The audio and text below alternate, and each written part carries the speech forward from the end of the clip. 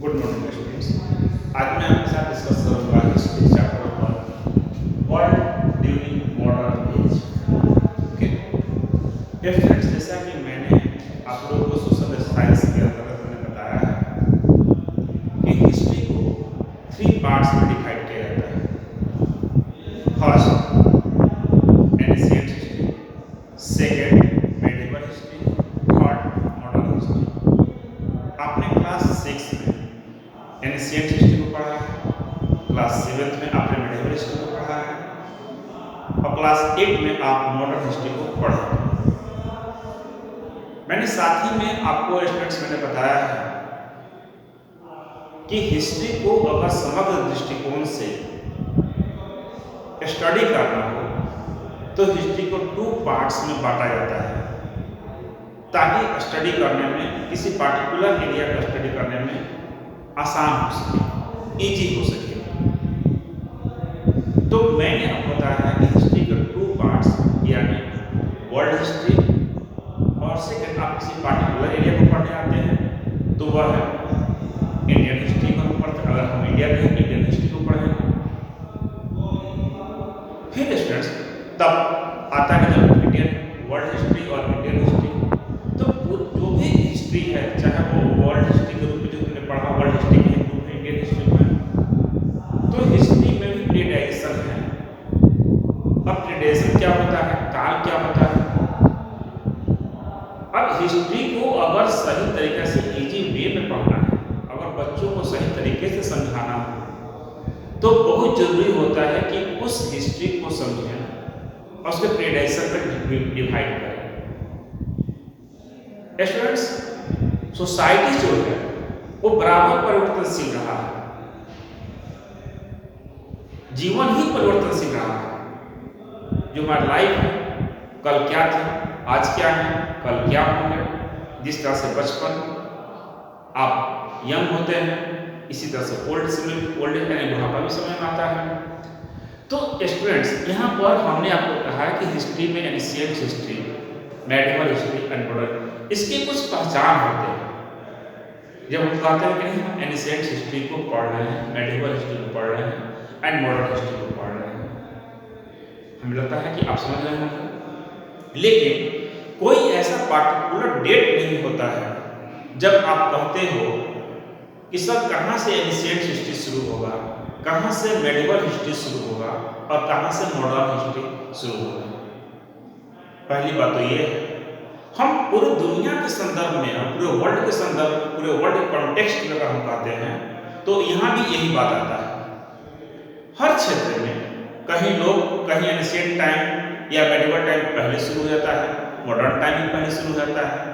अगर हम European history का कंपैरिजन अगर इंडियन हिस्ट्री से करें तो यहाँ सामने आता है, जब हमारे यहाँ मेडिवल टाइम चल रहे थे तो यूरोप में उस मॉडर्न टाइम का जन्म हो रहा था और हमारे यहाँ कुछ वर्षों का बाद आया है ना। तो ancient history, medieval history and modern history, तो हमने कहा कि अब बच्चों को बहुत ज़्यादा भारी मत हो, तो सिलेबस में इसको इस प्रकार से डिजाइन किया गया ताकि बच्चे जो क्लास 6 के बच्चे क्लास 6 जैसा ही। तो एंशिएंट हिस्ट्री में हम लोगों ने उस प्रारंभिक समय से पढ़ा है, जैसे जैसे मानव का विकास हुआ है। अगर आपको याद होगा, paleolithic age, mesolithic age, neolithic age, proper society, यानी समाज किस प्रकार से डेवलप धीरे धीरे जो है वह हो रहा था, किस प्रकार से पहले का जीवन कैसा था। अगर आपने जिस तरह मैंने कहा पैलियोलिथिक, मेसोलिथिक, नियोलिथिक, हमें लगता है कि आप थोड़ा सा समझ रहे होंगे। इसी के साथ कुछ परिवर्तन हमारा शुरू होता है। अब परिवर्तन हमारे जीवन शैली में, हमारे इकोनॉमिक कंडीशंस में, हमारी सोसाइटी में और सोच में जब अंतर आता है तो लगता है कि नहीं, अब लगता है कुछ चेंजेस आ रहे हैं, कुछ परिवर्तन आ रहा है। तो हम कहते हैं कि यहाँ से मेडिवल हिस्ट्री शुरू होता है। इस खास समय से एक टाइम वैल्यू नहीं, एक टाइम पॉइंट टाइम नहीं कर सकते हैं, एक समय से जो है उसमें कुछ चेंज आते आते आते जो है वह मेडिवल शुरू होता है, फिर इसी प्रकार से चेंज आते आते मॉडर्न टाइम से शुरू होता है। तो मैंने आपको इस प्रकार समझाया कि इसमें किस प्रकार से प्रीडाइजेशन किया जाता है। अब स्टूडेंट्स, अब आपके मन में अगर ये आता होगा किस प्रकार से हम उस चीज को और आगे बढ़ाएं, ऐसे हम आगे बढ़ाएं, है ना। तो हिस्ट्री को जानने के सोर्सेस क्या होते हैं? हमने आप क्लास 6 और 7 में मैंने कहा है कि हिस्ट्री के जो मेनली सोर्स होते हैं आर्कियोलॉजिकल सोर्सेस और लिटरेरी सोर्सेस। इन आर्कियोलॉजिकल सोर्सेस पे भी हम लोग बहुत कुछ आगे बढ़ते हैं, लिटरेरी सोर्सेस में भी बहुत कुछ आगे बढ़ते हैं। क्लास 8 में जो हम लोग इंडियन हिस्ट्री के जो सोर्सेस हैं उस सोर्सेस के हम लोग 2 पार्ट्स में बांटते हैं, primary sources and secondary sources. Clear है? Primary sources and secondary sources, क्योंकि हिस्ट्री के निर्माण बगैर सोर्स का हो ही नहीं सकता है। अगर आज से 5 साल पहले पिछले साल क्या हुआ, अगर उसके बारे में आपके पास सोर्स नहीं होगा तो कैसे आप बता पाओगे पिछले साल कोरोना आया है, कोरोना नहीं आया, कब आया, किस एरिया में इफेक्ट किया। तो स्टूडेंट्स, हिस्ट्री के निर्माण करने के लिए सोर्सेस का होना बेहद जरूरी है। और हम लोग जब मॉडर्न हिस्ट्री के जो सोर्सेस की बात करते हैं तो 2 भागों में बांटते हैं, primary sources and secondary sources. Clear है बच्चों? अच्छा हाँ, अगर हम मॉडर्न हिस्ट्री पढ़ेंगे इंडियन हिस्ट्री को तो हमको जो पढ़ना है 1707 से लेकर 1947 एडी तक पढ़ना है। ये भी आपको क्लियर होना चाहिए कि मॉडर्न हिस्ट्री हम लोग पढ़ने जा रहे हैं। इसी समय भारत में नए लोगों का आगमन होता है, अन्य अंग्रेजों का आगमन होता है, यूरोपियंस भारत में आते हैं, हम अंग्रेजों के अनेक यूरोपियंस भारत में आते हैं। तो प्राइमरी सोर्सेस में हमें क्या होते हैं? प्राइमरी सोर्सेस में सारी चीज शामिल है। प्राइमरी सोर्सेस में सारी चीज शामिल हैं, लिटरेरी सोर्सेस, आर्कियोलॉजिकल सोर्सेस जो अंग्रेजों के समय का हैं, ठीक है, या जो गवर्नमेंट के जो रिकॉर्ड्स हैं, या इसी प्रकार के जो अन्य सोर्सेस, सारे के सारे सोर्सेस जो हैं वो प्राइमरी सोर्सेस में आते हैं।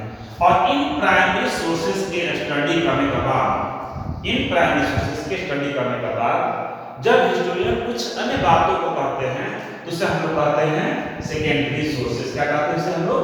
Secondary sources. कितने हैं बच्चों यहाँ पर? तो हमने कहा कि प्राइमरी सोर्सेस में लिटरेरी सोर्सेस भी हैं, उसमें आर्कियोलॉजिकल सोर्सेस भी हैं, उसमें कुछ अन्य सोर्सेस भी हैं, बहुत सारे गवर्नमेंट रिपोर्ट्स हैं, गवर्नमेंट डॉक्यूमेंट्स हैं, उस समय के अन्य विदेशी यात्रियों को भारत में आए गए लिखे गए रिपोर्ट्स हैं, उनके बुक्स हैं, ठीक है, बहुत से मॉन्यूमेंट्स हैं, करेंसीज हैं, बहुत सारी चीजें जो हैं वो आपको जब सारी चीज मिलाकर जब अध्ययन करते हैं, जब लिखते हैं, उसे हम लोग कहते हैं सेकेंडरी सोर्सेस। क्लियर है स्टूडेंट्स? यहाँ पर कोई दिक्कत नहीं होगा, प्रॉब्लम। अब आते हैं कि जब मॉडर्न हिस्ट्री में जब हम प्रवेश कर रहे थे, यानी भारतीय इतिहास में जब करवट जब आ रहा था, यानी औरंगजेब, हमने आपको लास्ट मुगल एम्पायर, लास्ट तो नहीं कहते मैंने, अंतिम महान मुगल बादशाह जो था वो थे औरंगजेब। और इनके बाद जितने भी बादशाह आते गए सारे के सारे कमजोर आते गए, और इन्हीं के समय में जो है वो इन्हीं लोग समय भारत में यूरोपियंस भी जो है व्यापार करने के लिए आने लगे। इस समय भारत की यानी 18th सेंचुरी में भारत की जो पॉलिटिकल कंडीशंस था, जो इकोनॉमिकल कंडीशंस थे, या इस प्रकार के जो सोशल स्ट्रक्चर जो था बिल्कुल बिखरा पड़ा हुआ था। कोई ऐसा सेंट्रल स्टेट पावर नहीं था भारत में जो इन सारी चीजों को कंट्रोल कर सके। खासकर औरंगजेब की मृत्यु के बाद भारत में अनेक रीजनल इंपायर जो है, अनेक रीजनल स्टेट्स जो है सामने आ चुके थे, और इन सभी रीजनल स्टेट्स के अपने अपने राजा थे और सभी लोग अपने अपने आवश्यकताओं के अनुसार जो है डिसीजन लिया करते थे। कोई ऐसा सेंट्रल पावर नहीं था जो इन सभी को यूनाइट रख सके और एक सेंट्रलाइज्ड फैसले को ले सके। जब यूरोपियंस भारत में आते हैं तो जो रेनेसांस से प्रभावित थे, जो अब वो साइंटिफिक हो चुके थे, अब वो रेशनल हो चुके थे, अब ह्यूमनिज्म हो चुके थे, उनके लिए भारत एक ऐसा देश लगता है जहां पर बिखरा पड़ा हुआ है और भारत की कंडीशंस को अपने अनुसार वो ढालने में सक्षम हो सकते थे। आप देखेंगे कि किस प्रकार जैसे जैसे क्लास हिस्ट्री के लेसन में हम लोग आगे बढ़ते हुए चलेंगे तो आपको इन सारी चीज़ों को जो है वो सामने नजर आएगा। और वह नजर कैसे आता है? एक ट्रेडर्स के रूप में यूरोपियन सामने आते हैं, चाहे ईस्ट इंडिया कंपनी हो, चाहे फ्रेंच ईस्ट इंडिया कंपनी हो, चाहे पुर्तगाली ईस्ट इंडिया कंपनी हो, चाहे डच ईस्ट इंडिया कंपनी हो। इन सभी कंपनियों का निर्माण या फॉर्मेशन ही किया गया था भारत में ट्रेड करने के लिए, जो भारत से अपना सामान लेते और विदेशों में जाकर बेचते। लेकिन जब यही कंपनियां जब भारत में जब आने लगी और यहाँ की पॉलिटिकल कंडीशंस जो था उस कंडीशन से फायदा उठाकर इन लोगों ने अपने राज्य, अपने स्टेट्स या भारत में कैप्चर करने की बातें भी जो है वह सोचने लगे। Clear students? अब मैं इसके बाद कल के वीडियो क्लास में और आगे आपको बताऊंगा। जहाँ भी कोई प्रॉब्लम होगा आप लोग मुझसे साथ डिस्कस कर सकते हैं व्हाट्सएप ग्रुप पर।